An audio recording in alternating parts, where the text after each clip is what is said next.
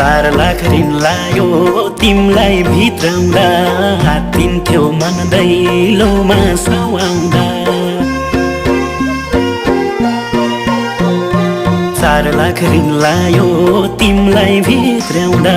हात्तिन्थ्यो मन दैलोमा सवाउँदा स्वयंवरको औँठी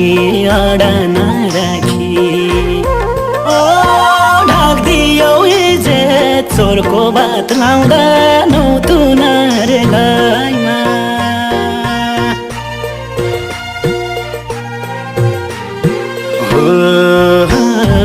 धनको जो गरेर आउँछु मै हुँ भन्नेको मुख बुझो लाउँछु नछेका बाटो झनासो झर्छ छुट्टिने बेलामा